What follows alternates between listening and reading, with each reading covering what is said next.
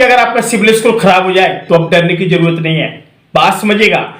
और वीडियो शुरू होने से पहले आपसे प्यारे से रिक्वेस्ट है कि कम से कम आपके इस वीडियो पर 100 लाइक हो जाने चाहिए। साथ ही मैं आपको बता दूं कि हमारे बहुत सारे ऐसे भाई बंधु आते हैं जो ग्रामीण क्षेत्र में रहते हैं। वो लोग न तो बेचारे न तो ज्यादा बैंक में जाकर के बात कर पाते हैं, और वो लोग क्या होते हैं कि हताश हो जाते हैं, किसी अधिकारी के पास जाते हैं, बैंक के कर्मचारी के पास जाते हैं, वो लोग कभी कभी अच्छे से बर्ताव नहीं करते हैं। मैं आपको बता रहा हूं कि मैं अपने एक ऐसे ब्रांच में गया हुआ था, आज से लगभग 6-7 महीने पहले की बात थी। पूरा स्टाफ तक चेंज करवा दिया गया। क्यों? क्योंकि जो बैंक वाले लोग थे ना, इनके पास मैनर नहीं था सही से बात करने का। मैं आपको बताता हूं क्यों। एक मान के चलो जैसे कोई बूढ़ा किसान है, ठीक, उसके लड़के का सिविल स्कोर खराब हो गया है, और लड़का उनका कैसा गूंगा, मतलब बेचारा सुन नहीं सकता, बहरा।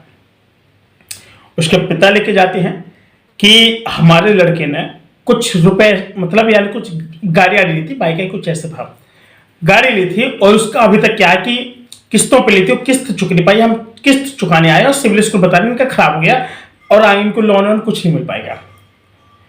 तो जो बैंक वाले थे, तो बैंक वाला बोला कि क्या है, गूंगा को लेके चलते रहते यार तुम लोग, पता नहीं ना बोल पा रहा, मुझसे क्या बात कर रहे हैं।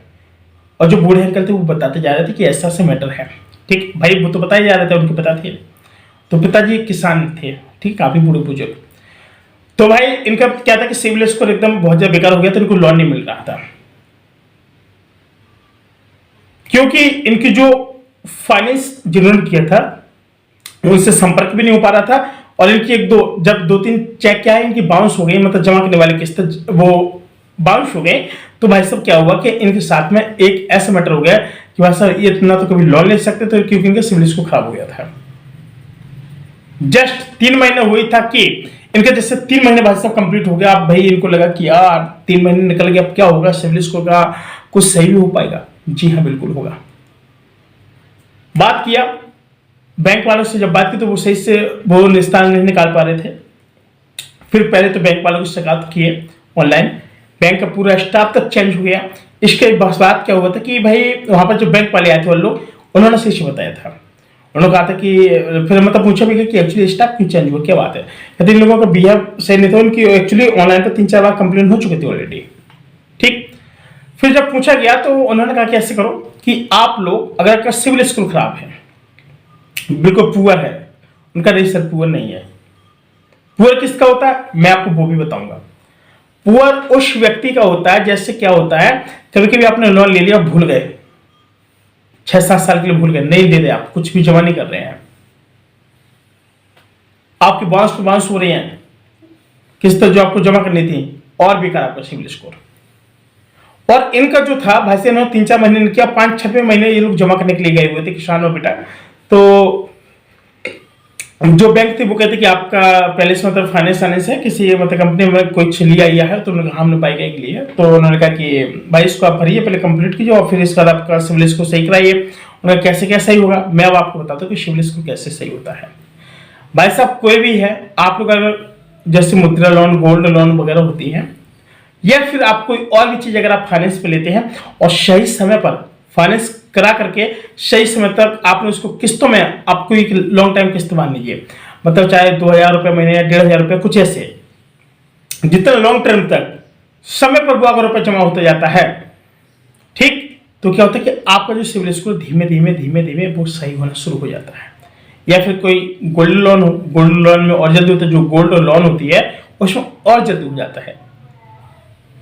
अब बहुत सारे लोग कह रहे हैं कि सर एक चीज और आई सामने कि हम लोग जब बैंक में जाते तो बैंक वाले बोलते कि आप लोगों को लोन नहीं मिलेगा, आपका सिविल स्कोर बहुत बेकार है, ऐसा बात है, और सिविल स्कोर सही हुआ तो आपको लोन नहीं दी जाएगी। सर बताओ करें तो क्या करें भाई, हताश आदमी, भाई अगले व्यक्ति को क्या, उसको तो चाहिए, क्योंकि उसको आगे बिजनेस भी करना है, लोन लेकर के उसकी कोई अलग ख्वाहिश है। कई लोग होम लोन लेते हैं, गोल्ड लोन लेते हैं, मुद्रा लोन लेते हैं, बाइक लोन लेते हैं, कार लोन लेते हैं, मतलब हर प्रकार की लोन अवेलेबल है। बिजनेस के लिए भी लोन लेते हैं, काफी सारे बकरी पालन लोन लेते हैं, कोई बिजनेस वगैरह इन सब में आता है।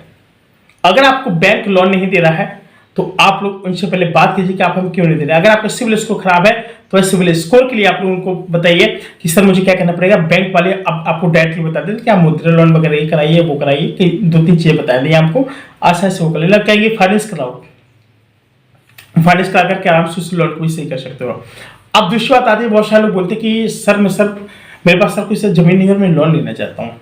फिर तो वहां से उसके लिए एक ही उपाय, अगर प्रधानमंत्री योजना के तहत या फिर कोई ऐसी योजना के तहत कोई लोन निकलते हैं या फिर आपका कोई घर मकान थोड़ा बहुत छोटा बहुत है और तो कोई नई भी योजना निकली तो घर मकान दिखा करके भी आपको लोन मिल जाता है।